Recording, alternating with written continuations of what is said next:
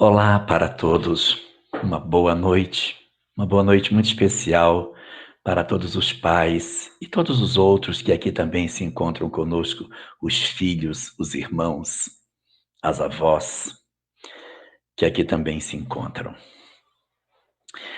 Esse nosso trabalho, ele é um trabalho muito voltado para as discussões sobre família.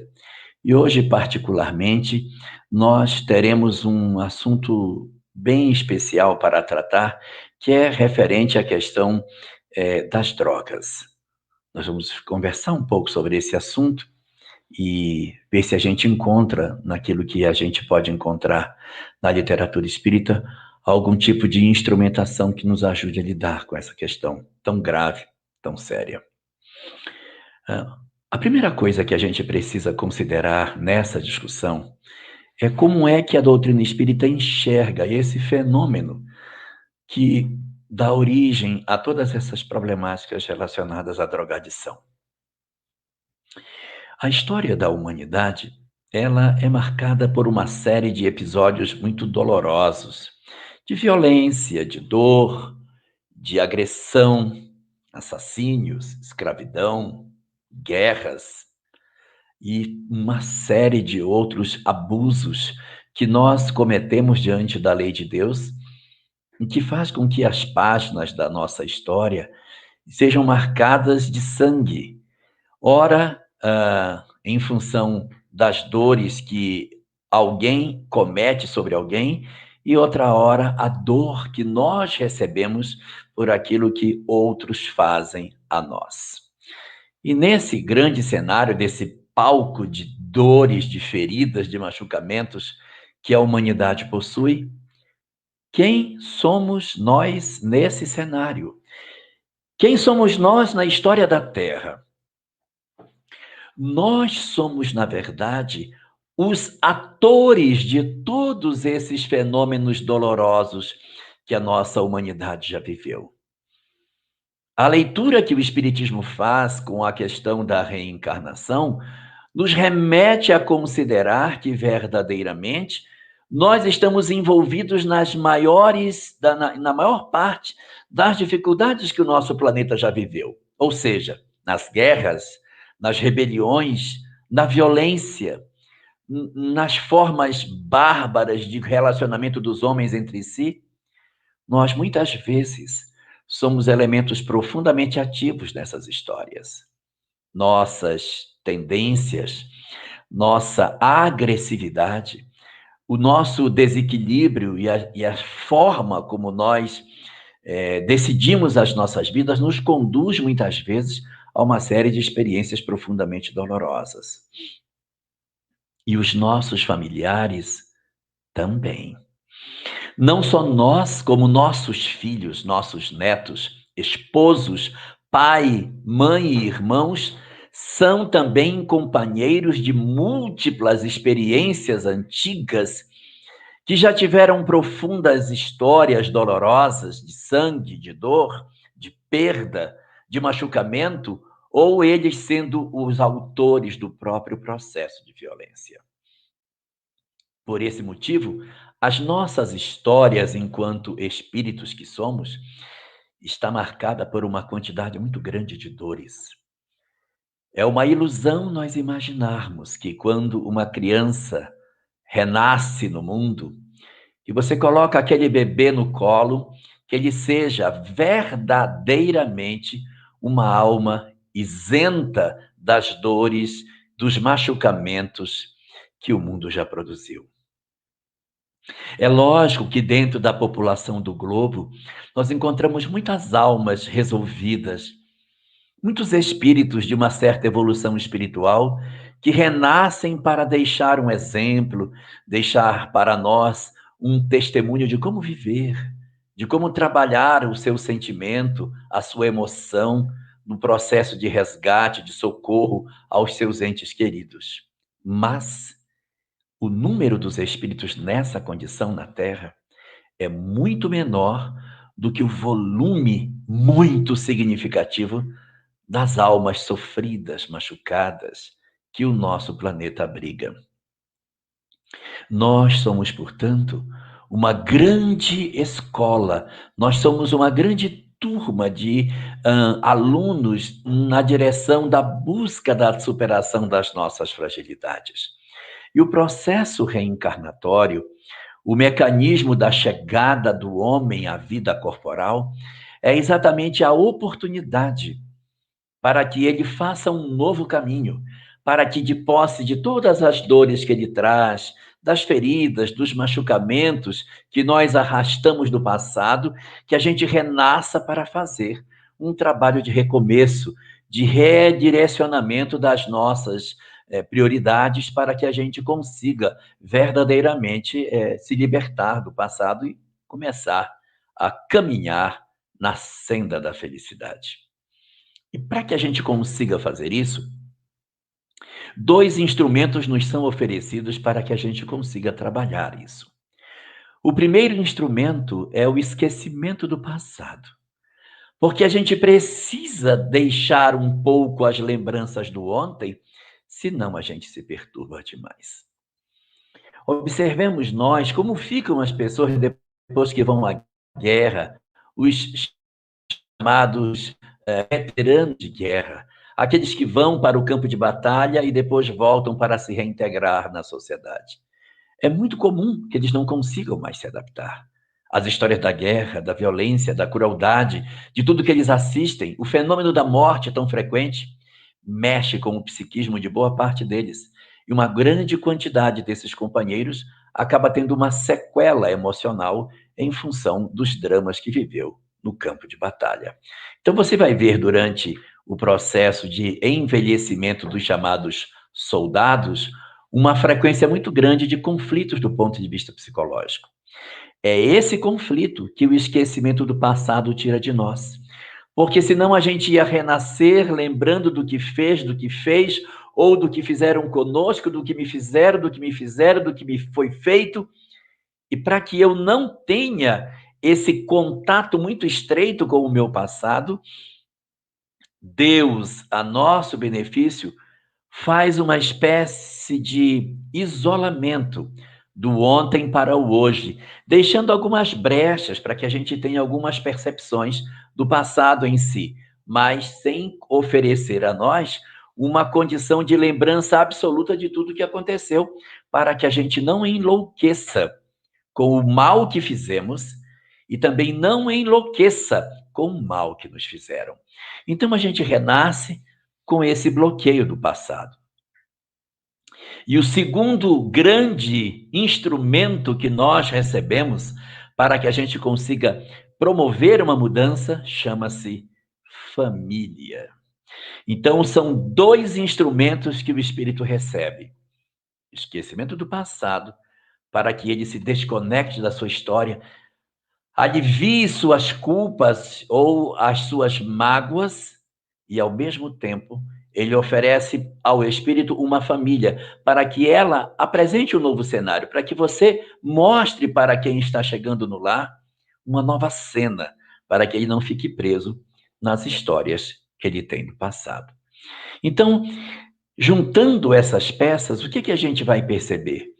Que os nossos filhos e nós próprios somos almas frágeis, somos almas falíveis, cheias de histórias mal resolvidas, feridas profundas que nós trazemos abertas em nós, mas que o processo educacional da família veio para promover uma mudança em nós. E o esquecimento do passado nos ajuda a, de certa maneira, redefinirmos as nossas histórias e começarmos a trilhar um novo caminho. Mas muitos de nós temos uma dificuldade muito grande de lidar com isso. Muitos de nós temos dramas muito profundos. E apesar desses dois recursos, o esquecimento do passado e do segundo recurso, família, ainda assim eu não consigo ficar de pé. Isso decorre das nossas dificuldades. Nós somos espíritos com graves conflitos. Não é de hoje que a humanidade se debate em processos de violência. E essas histórias estão todas gravadas em nós. Abra as páginas do livro de história. elas estão dentro de cada um de nós. As guerras, os processos de escravidão, as dores e as violências da humanidade, elas estão escritas no fundo da nossa alma. E o novo corpo é a oportunidade para fazer essa mudança.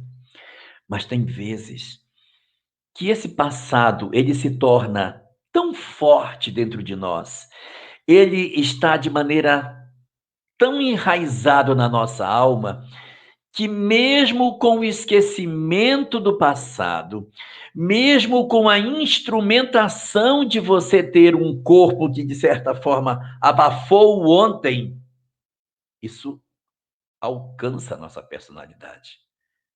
Nós somos tristes, nós somos mais frágeis, nós somos dados à depressão, nós nos sentimos inadaptados na sociedade em que vivemos, nós guardamos dentro de nós um amargor muito profundo, que muitas vezes você procura no presente e você não encontra. E você diz: meu Deus, mas o que que há? Minha filha, meu filho, o que houve? As causas não estão no agora. Elas existem nas raízes profundas do inconsciente que nós muitas vezes não conseguimos acessar. De outras vezes, o problema é grave de tal forma que mesmo a família promovendo o socorro que ela possa fazer, tentando envolver com amor, a pessoa não se sente amada. Nós temos muitos companheiros que é como se fosse uma taça de carência que nunca enche. Você derrama na taça, parece que ela tem um buraco no fundo, você derrama, mas nada preenche. Eu nunca me sinto amada, eu sempre estou promovendo um movimento na tentativa de que eu receba mais uma vez o reforço de que eu sou amado. Então, nós trazemos muitas vezes conflitos dentro de nós. Conflitos que nem o esquecimento do passado e nem a instrumentação da família foi capaz de resolver. Para que esse fenômeno ficasse minimizado, para que a gente não tivesse essa condição do passado arrebentar o presente, trazendo tantas dores para nós, um terceiro instrumento foi oferecido à humanidade. Além do esquecimento do passado e além da família, um terceiro instrumento se tornou muito importante para que isso acontecesse. Esse terceiro instrumento chama-se fé. A fé, e eu não estou me referindo à fé católica, à fé protestante, fé cristã, a fé, no sentido mais abrangente possível, ou seja, essa relação do homem com o espiritual, ela se tornou muito importante, por quê?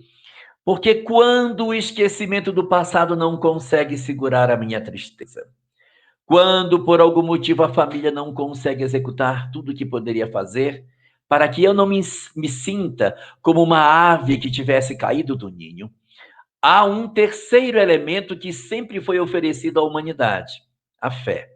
Porque a fé, ela concede a nós dois parâmetros importantes. O primeiro parâmetro é que eu tenho alguém que cuida de mim. Eu possuo alguém, queira eu chamar como quiser, chamar de Alá, de Deus, Hashem,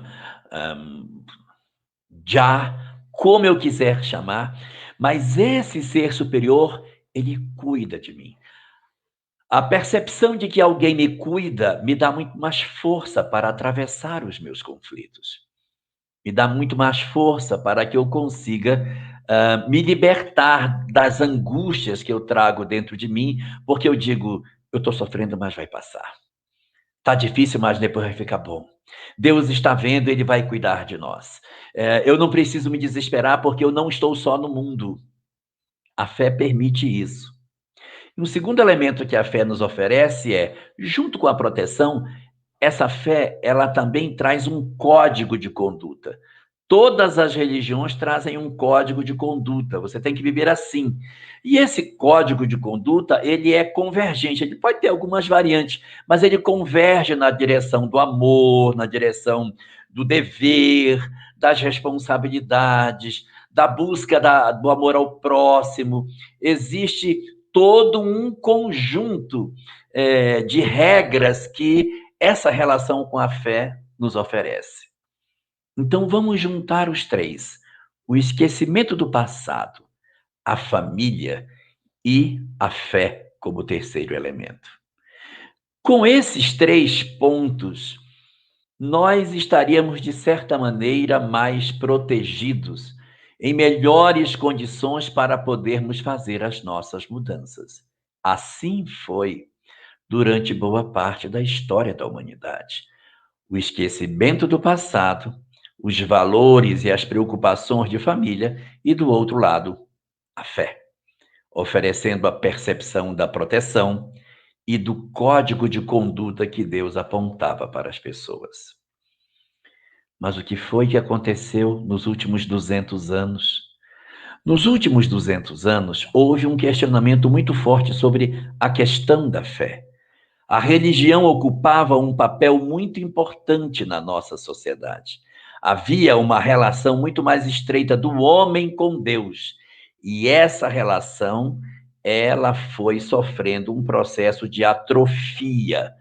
Nos últimos 200 anos, o homem veio retirando do cenário de importância a presença da fé.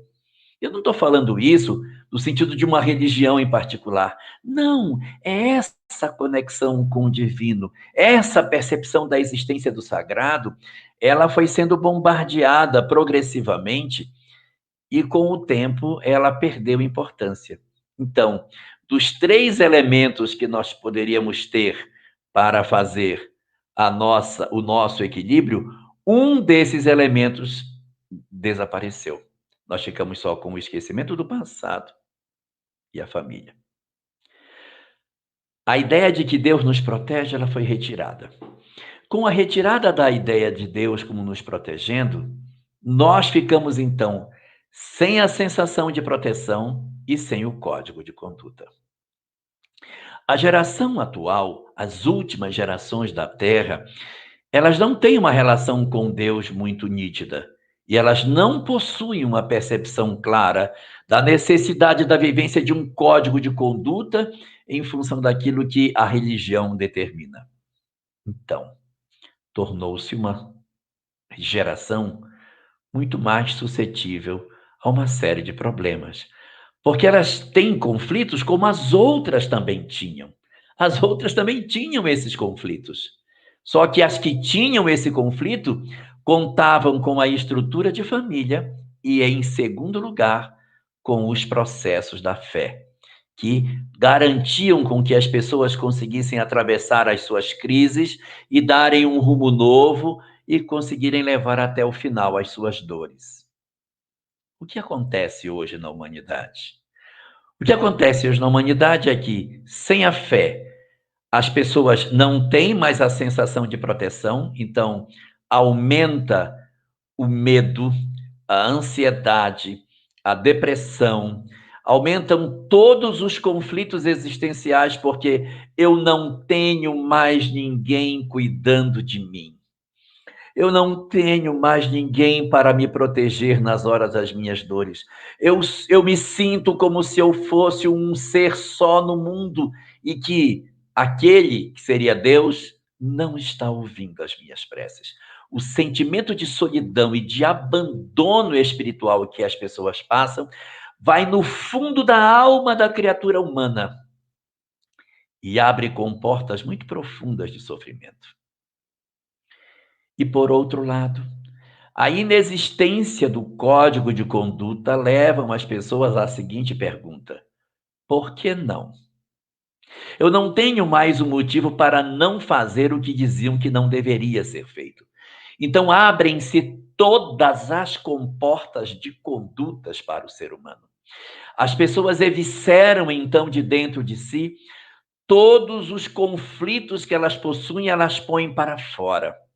Fica muito mais fácil eu apresentar a minha face sombria para a humanidade, porque eu não tenho mais pudores para refrear os meus maus instintos, a minha perversão das diversas formas de violência, de agressão, de desamor, de sexualidade, de desrespeito, não tem mais freio.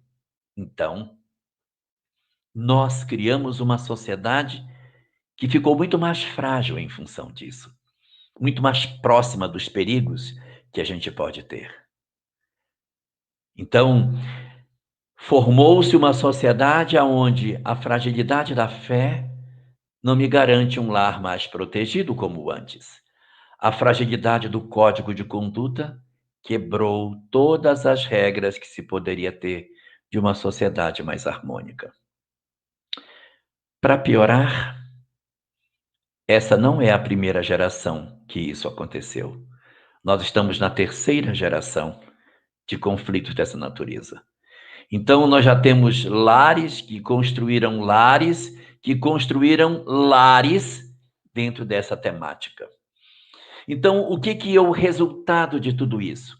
Um crescimento significativo dos conflitos existenciais, aumenta o número de pessoas depressivas, aumenta o número de pessoas com crise de pânico, síndrome do pânico, com crises de ansiedade, processos diversos que culminam muitas vezes com a desistência da própria existência carnal. Isso em função do quê?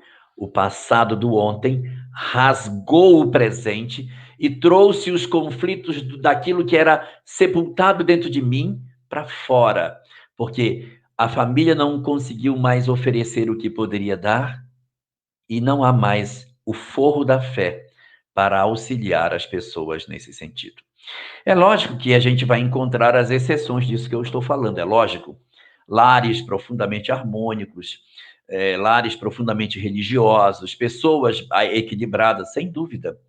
Mas a desconstrução desses valores vem produzindo uma série de dores dentro de nós. E é por esse motivo que as drogas estão alcançando hoje uma possibilidade de influência na nossa sociedade muito maior do que existia no passado. Nós estamos cada vez percebendo que a mancha, se a gente puder chamar de mancha, da ocupação da droga no mundo, ela cresce, ela não diminui, ela só cresce. Então você observa que antes o volume era de um certo tanto, a cada dia que passa, há um volume maior de pessoas nesse sentido. E é sobre isso que a gente precisa falar, porque esses conflitos, no começo, eles estavam longe de casa, mas eles vieram se aproximando no curso do tempo e eles entraram no nosso lar. E a gente precisa trabalhar um pouco sobre isso e conversar sobre o que é que a gente pode fazer na hora em que a gente percebe que essas questões estão se aproximando ou já chegaram dentro das nossas casas. Então, nós vamos conversar sobre essa questão de maneira prática. Do que a gente pode fazer nesse sentido? O primeiro ponto a ser observado dentro disso é que é muito comum, haver uma leitura desse fenômeno dizendo: a pessoa está envolvida com drogas, problema da família. Foi a família que não conseguiu dar ao indivíduo a condição para que ele não ocupasse um posto dentro desse processo de sofrimento. Então, existe muitas vezes pessoas que têm uma leitura de que se os filhos têm problema, com certeza os pais são os culpados. E a doutrina espírita vem nos dizer que nem sempre isso é verdade. É lógico que existem muitas circunstâncias de lares desestruturados, falta de amor, processos de feridas que as famílias no presente produzem, impulsionando as pessoas para um processo de fragilização emocional. Mas isso não é toda a verdade. Nós vamos encontrar, sim, muitos casos de famílias harmônicas, famílias equilibradas, que ofereceram a seus filhos todas as condições de afeto que seriam possíveis de ser oferecidas, que se entregaram num processo de doação, que se ofereceram para que esses espíritos se sentissem amados, para que a família que, de certa maneira, teve a oportunidade de recebê-los, oferecesse a ele toda a instrumentação para que ele percebesse o amor.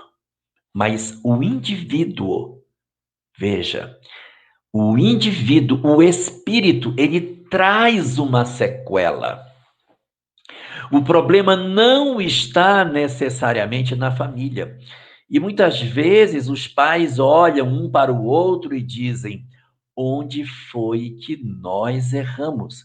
Como se necessariamente todas as condutas dos filhos decorressem da ação dos pais, quando, na verdade, o livre-arbítrio das criaturas, a história pregressa que o espírito traz, os conflitos pré-existenciais que a alma carrega dentro de si, os pais às vezes não conseguem trabalhar. Quantos existem que, por exemplo, possuem uma filha que é depressiva e você vai no quarto e diz: minha filha, o que está acontecendo? Por que você está assim? O que foi que houve? Eu disse: não sei, pai. Eu sinto uma dor tão grande na minha alma. Eu sei que o Senhor me ama, eu sei que a mãe me ama, eu sei que todos me amam, mas eu sinto tanta dor na minha alma, tanta dor. E você está do lado de fora da vida dela e você não consegue acessar, porque é uma questão interna. E que ela muitas vezes se projeta num processo de depressão em virtude dessas fragilidades que ela traz dentro de si. A mulher, a menina, a adolescente, ela tem muito a tendência de, quando ela passa por um processo de dor espiritual, ela tem a tendência de se trancar no processo depressivo. Então ela se tranca, ela se fecha, ela se isola. E o menino faz o contrário. Ele tem uma tendência, é claro que existem as exceções, mas a tendência dele é de invertir para dentro e para fora. As meninas, elas se trancam num processo intimista e os meninos saem. Numa tentativa de não fazer contato com a dor, eles saem para viver experiências que, de certa maneira, anestesiem os conflitos existenciais que eles possuem. Eles muitas vezes não sabem nem sequer definir o que está acontecendo. Eles não sabem definir ao certo o que houve na sua vida, por que ele sente isso. Mas ele sente um desamor que pode estar ligado aos pais? Pode.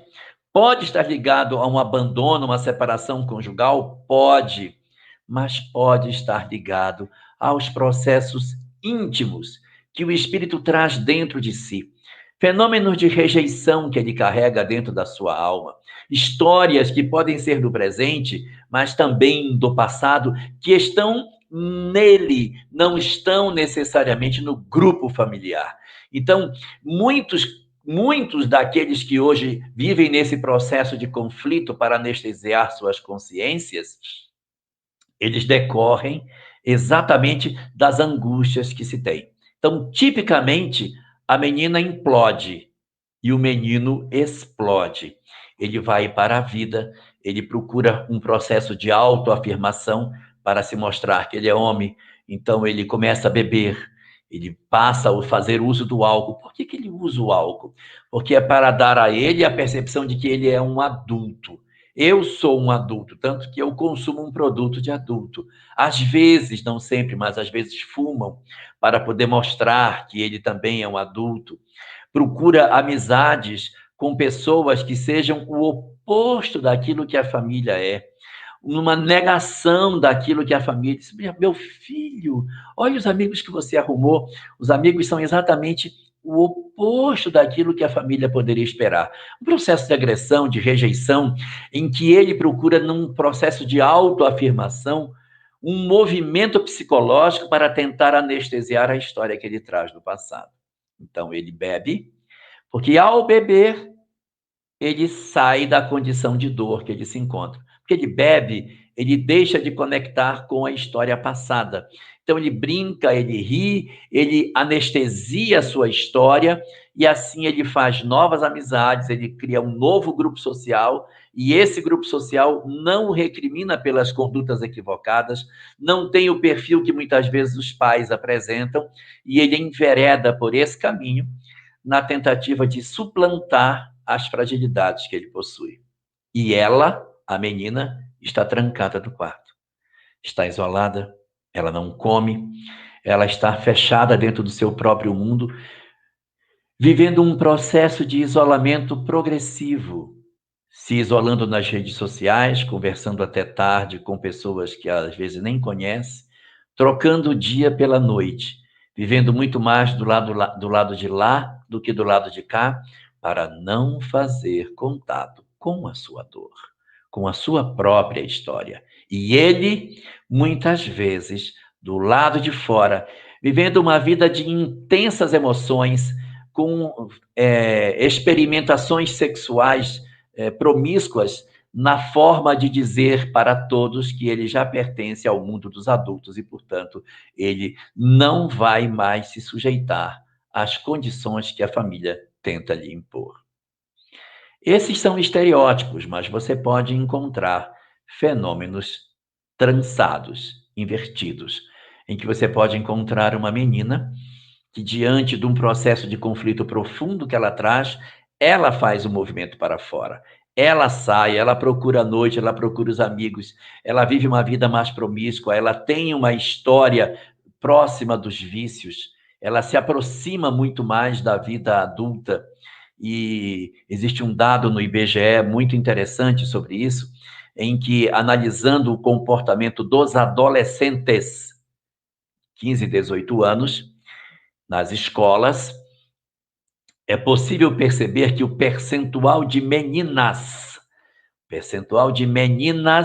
que já fizeram uso de álcool é maior do que o percentual de meninos que já fizeram uso de álcool. As meninas, como elas namoram rapazes mais adultos que elas têm o contato com o álcool mais cedo que os meninos. E, ao mesmo tempo, os meninos são aqueles que fazem uso frequentemente mais abusivo do álcool, ou seja, as meninas têm maior percentual de contato, mas bebem em menos quantidade. Os meninos têm um menor percentual de contato, mas fazem com muito mais frequência uso abusivo do álcool.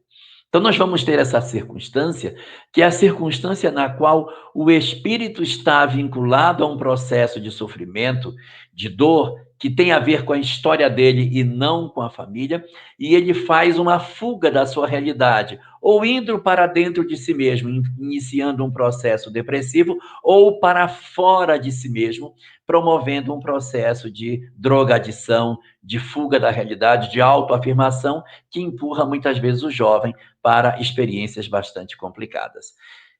Nessa circunstância que estamos falando, os conflitos estão na pessoa, não está no grupo familiar. Esse número é bastante abundante.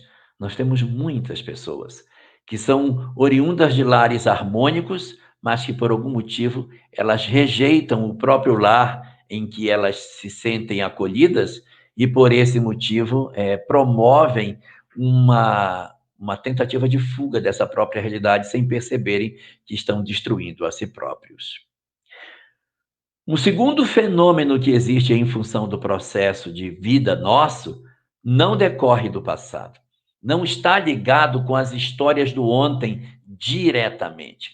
Está ligado com o passado porque eu trago fragilidades do ontem. Eu sou uma alma que já viveu muitas histórias de perturbação no passado.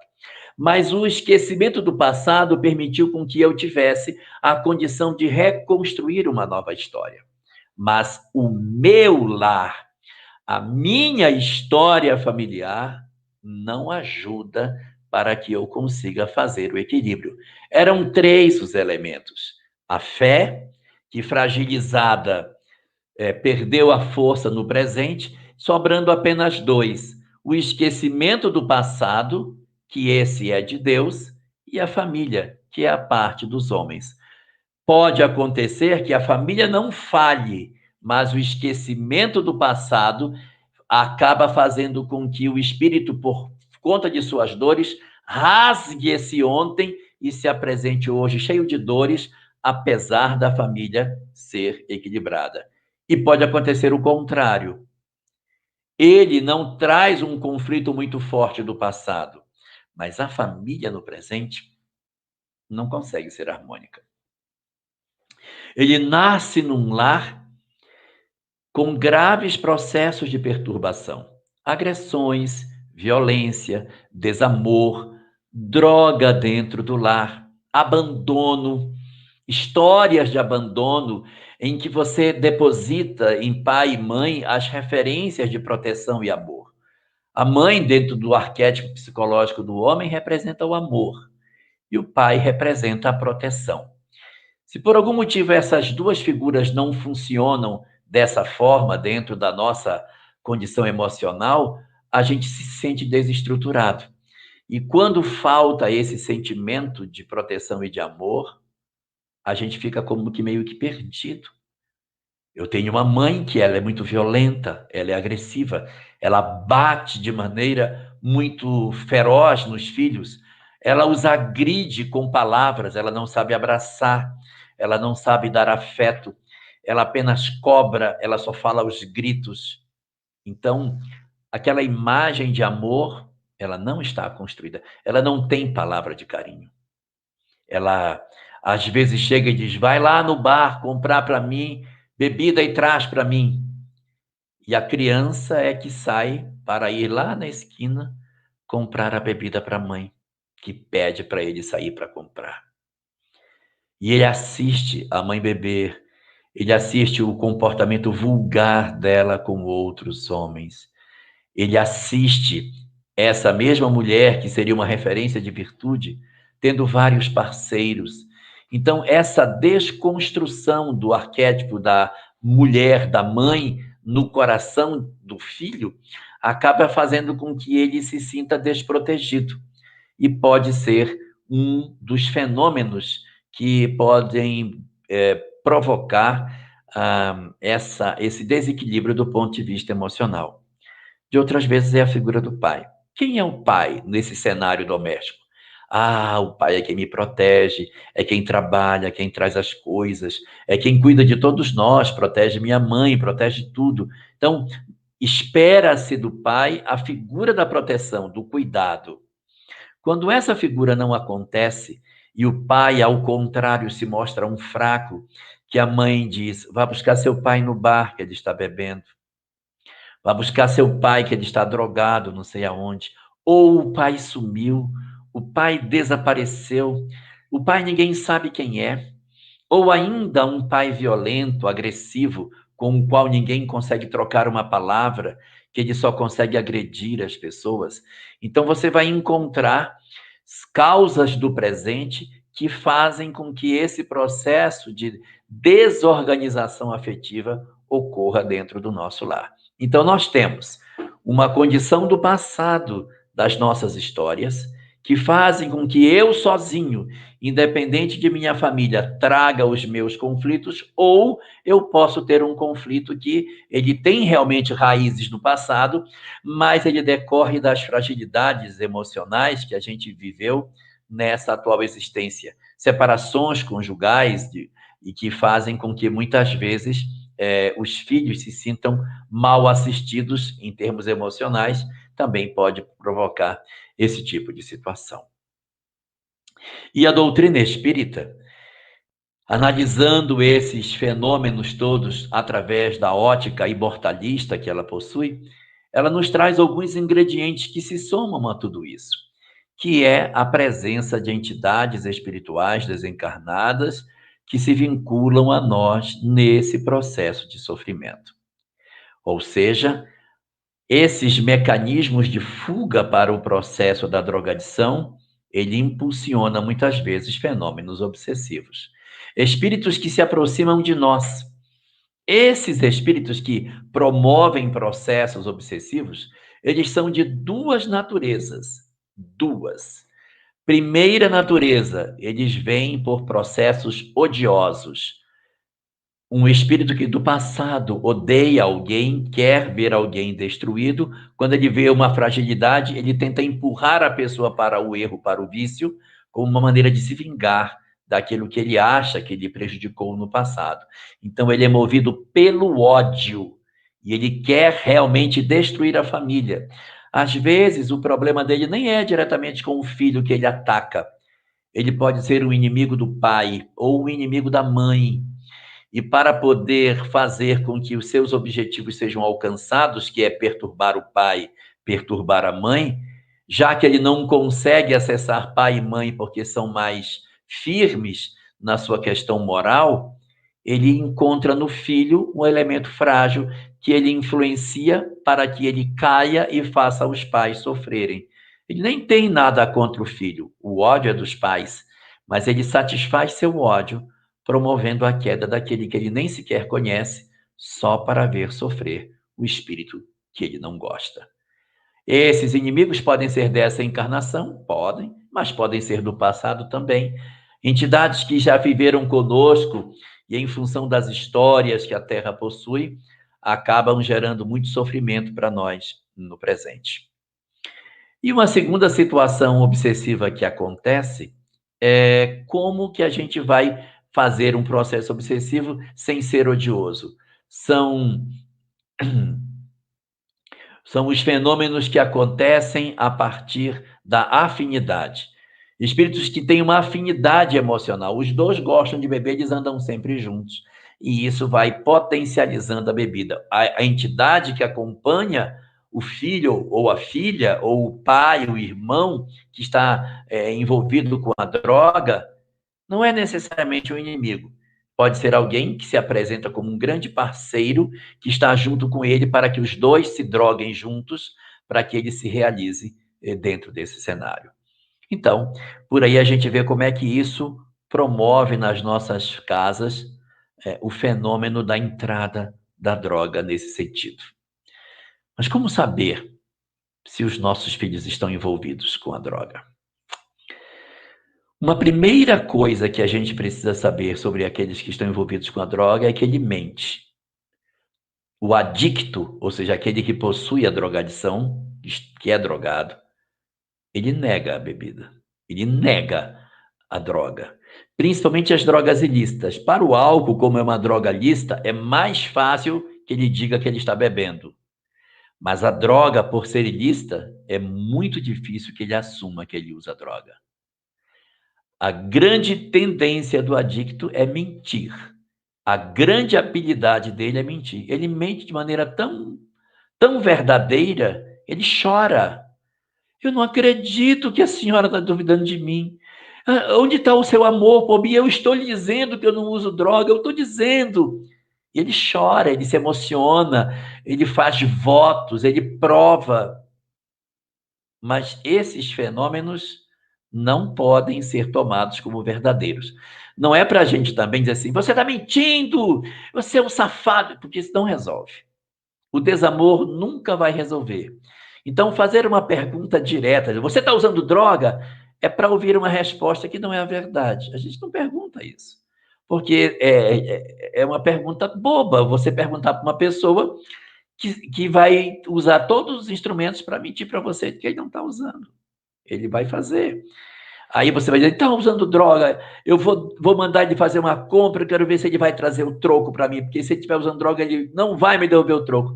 Pois ele vai, faz a compra e diz, mãe, está aqui o troco que a senhora deixou, o troco está aqui e tal. Aí está vindo e devolveu o troco. Então não está usando droga. Todas essas artimanhas são naturais do processo de articulação para que você não acredite que ele possa estar usando alguma coisa nesse sentido. Então é bem difícil, porque existe toda uma dinâmica para fazer com que você acredite que isso não esteja acontecendo. Tá, e como é que a gente vai poder ter alguma informação nesse sentido? A certeza a gente não vai ter, mas existem alguns indícios que a gente pode buscar. Um indício velho, velho, velho, velho, meu Deus, muito velho. Nossos avós falavam isso.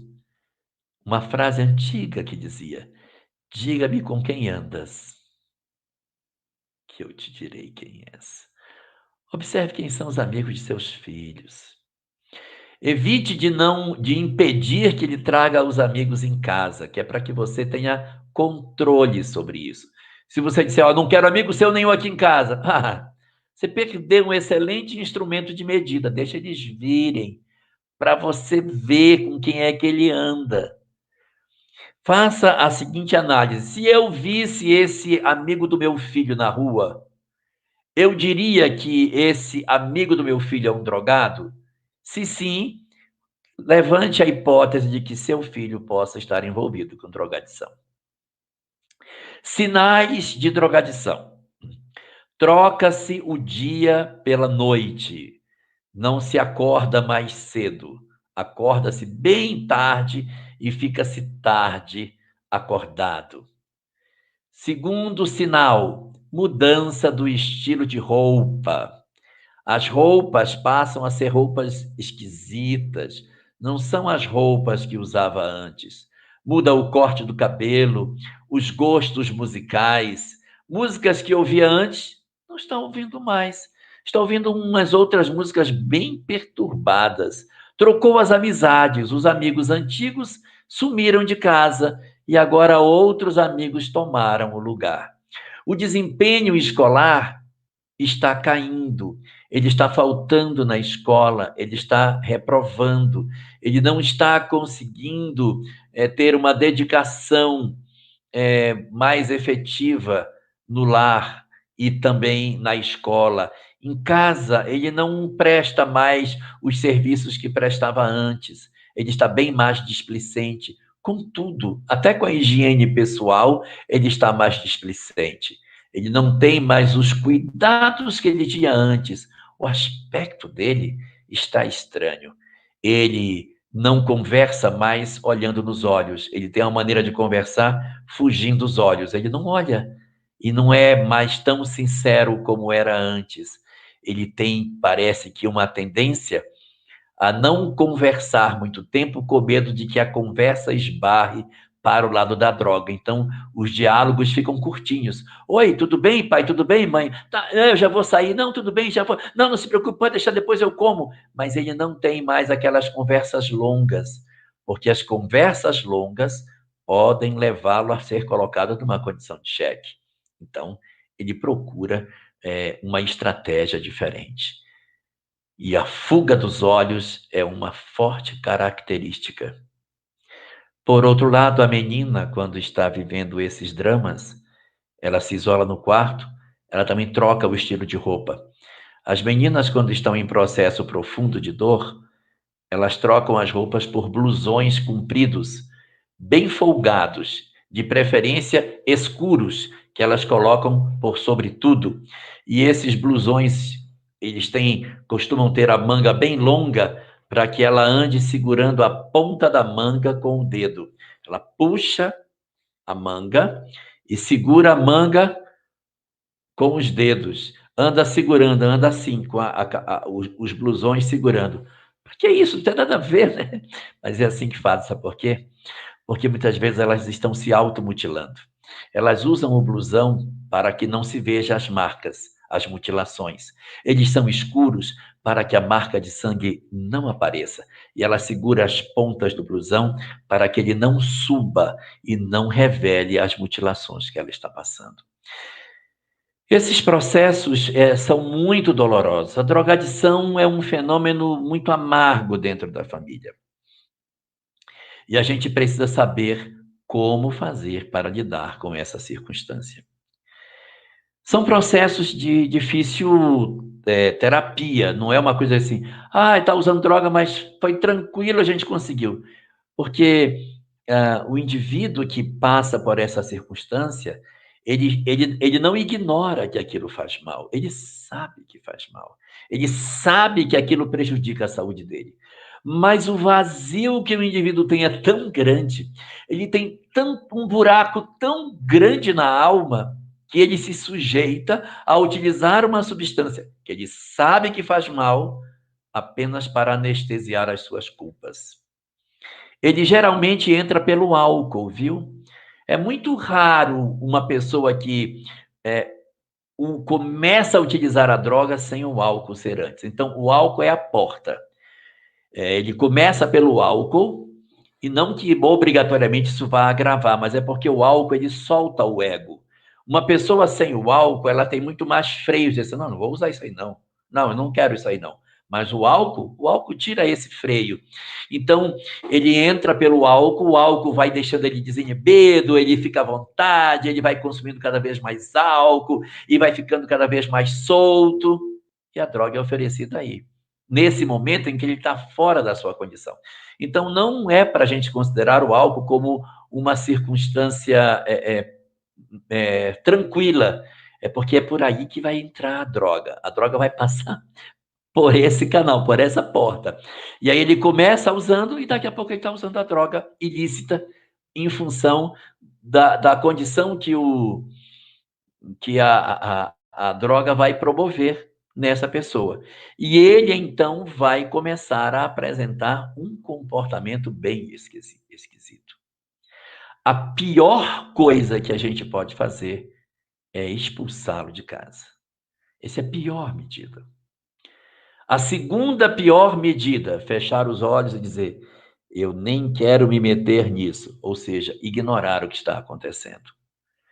Você precisa fazer um esforço e dizer o seguinte, uma vez que a drogadição entrou em casa, prepare-se, que você vai ter uma longa jornada de exercício de amor. Vai exigir anos de dedicação, muitos anos. Às vezes fomos nós, em função da nossa conduta pela família, que provocamos essa fragilização. Outras vezes não. A família não era frágil, o indivíduo era frágil. Independente de quem seja a causa, um processo de drogadição familiar vai exigir renúncias de todos os envolvidos, porque é o indicativo de que todos nós temos que trabalhar para tentar resgatar aquele que está no nosso lar e que precisa de ajuda. Então, não se expulsa de casa e não se fecha os olhos. A gente procura sentar para conversar. Porque se o problema é um problema de fragilidade emocional, como que a gente vai corrigir uma fragilidade emocional? Nós vamos corrigir a partir do diálogo. Vai exigir uma habilidade psicológica imensa, um duplo ânimo, e você vai ter que se preparar para assistir seu filho se drogar e às vezes piorar. Vai ter que ter muita coragem para ir buscar o filho na boca de fumo, trazê-lo de volta para casa. Recebê-lo em casa completamente drogado e ter que saber que aquele que está drogado não é o seu filho, é o seu filho drogado. Então ele vai dizer um monte de bobagem, ele vai dizer um monte de coisa que não é verdade, ele vai dizer que ele não ama você, ele vai dizer que ele odeia você. Tudo isso porque é a tentativa de jogar para fora o que tem dentro. E você vai ter que saber separar o seu filho drogado do seu filho que você ama. E aí você vai ter que fazer os exercícios de conversar com ele, tomar muito cuidado com o quarto dele. O quarto dele passa a ser um local extremamente perigoso, porque é um local que ele vai tentar proteger. Ele tranca a porta, não deixa ninguém entrar, ele que limpa, ele que arruma. E se você deixar isso acontecer, você está ferrado. Não deixe nunca ele ter a chave do quarto dele. Não deixa de ter. E se ele se trancar, você não vai saber o que acontece lá dentro. Ele pode levar droga para sua casa para vender. É muito comum, os que consomem vendem uma hora ou outra para poder conseguir um dinheiro para poder ter mais droga. Eles se trancam, levam armas. Há condutas equivocadas que acontecem. Então, quando você tem filhos que têm alguma possibilidade, não permita que eles tenham chave de quarto, que é para você poder entrar, limpar, varrer e não deixar ele criar um feudo dentro da sua casa, uma casa dentro da casa, para não promover os processos infelizes que podem se dar. E aí, não perder a via do afeto. A gente nunca deve romper com um filho que é drogado, para que ele saiba sempre que ele tem um fio que ele possa voltar. Então, ainda que você chame a atenção dele, chame a atenção com carinho.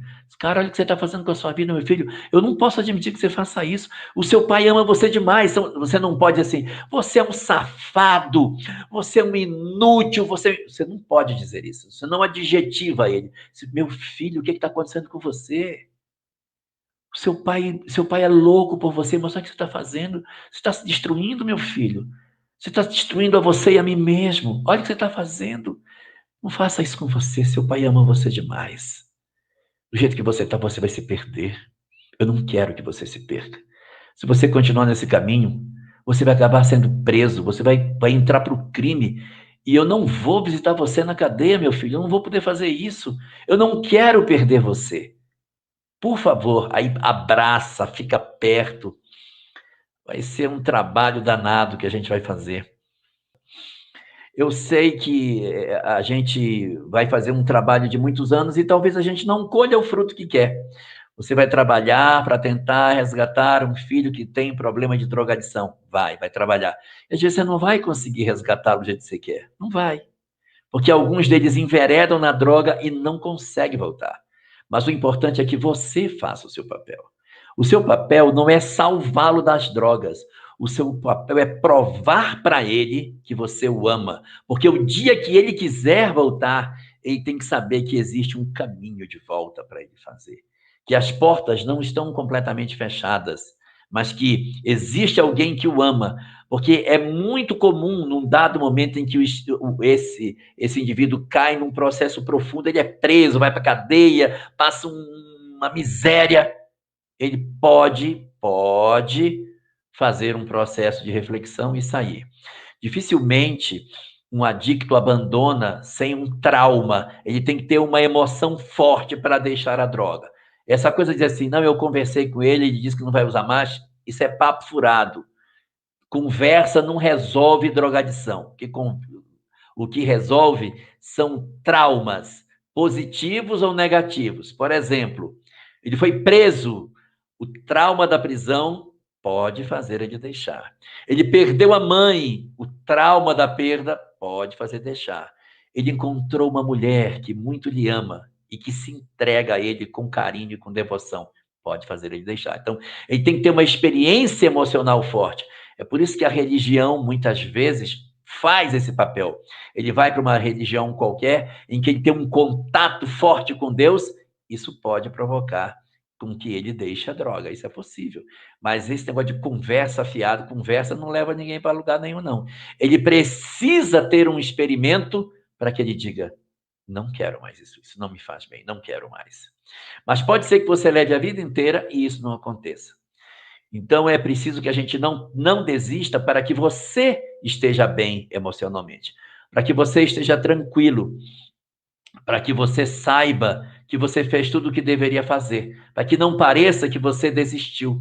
Porque quando a gente desiste, a gente desacelera a evolução do outro. O Evangelho, segundo o Espiritismo, nos diz que os benefícios pagos com a ingratidão indicam para nós que se eu desisto de fazer o bem ao outro, porque ele é ingrato, ele desacelera a evolução dele. Mas se eu não desisto, eu continuo ajudando, mesmo ele sendo ingrato, eu me justifico diante de mim mesmo, então eu desencarno em melhores condições. E ele desencarnando, percebendo tudo que ele recebeu e o tão pouco que ele deu, impulsiona o progresso dele. Então, a gente investir no amor e não desistir é muito importante. Nós não somos culpados quando os nossos filhos erram. Nós somos culpados quando nós desistimos dos nossos filhos. Nós assumimos parcela de responsabilidade quando nós não cumprimos o nosso papel como pai ou como mãe. Mas se você entrega tudo que pode e eles tomam um caminho equivocado, então é um indicativo de que, de repente, você fez tudo que você podia e a responsabilidade cabe a ele. Ele foi o decisor da sua vida com o seu próprio livre-arbítrio.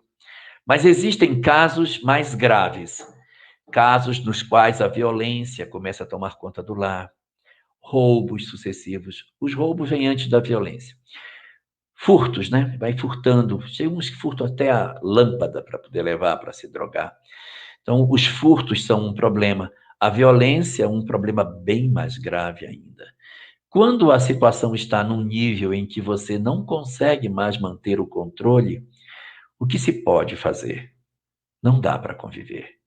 Então, você vai ter que aceitar a circunstância de que seu filho, infelizmente, não pode vir na sua casa, porque ele tira a sua paz. É violência, são furtos, agressões. Às vezes os pais vão ficando idosos, eles estão ficando cada vez mais fortes.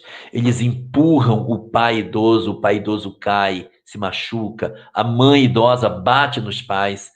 Então, quando chega num nível como esse, então, a benefício de todos, é melhor que ele tenha outro lugar para morar.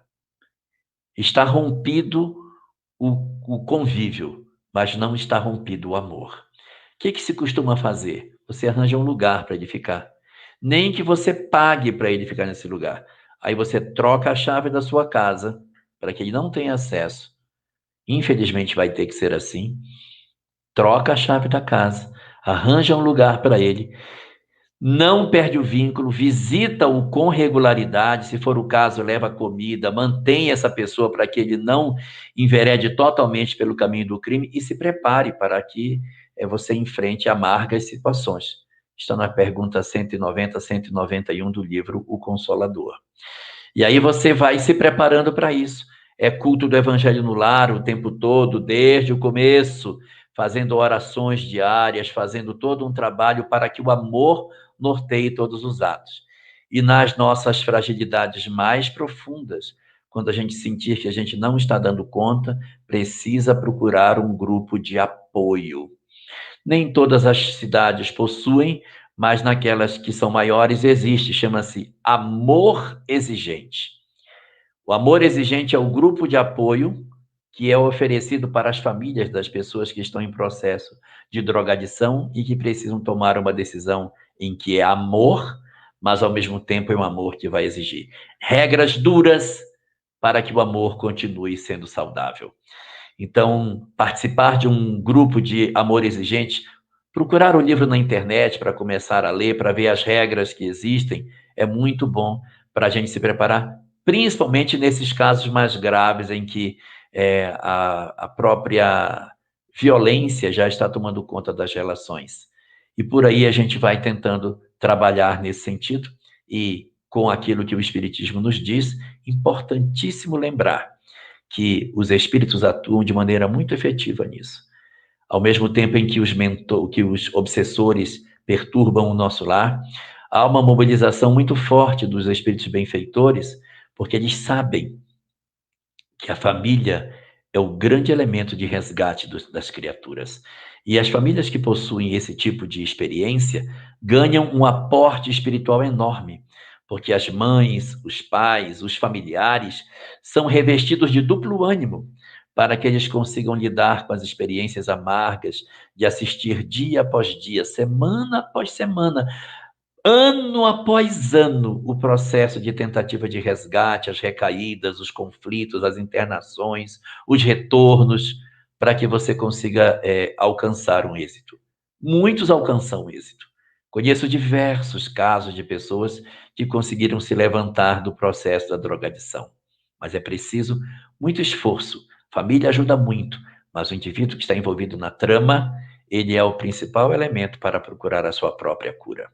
Que a gente pense por aí e não desista das nossas responsabilidades como pai e mãe, porque a droga, ela está realmente, como diz o título da nossa live de hoje, muito mais perto do que a gente pensa. E às vezes, embora a gente ainda não saiba, ela já entrou na nossa casa.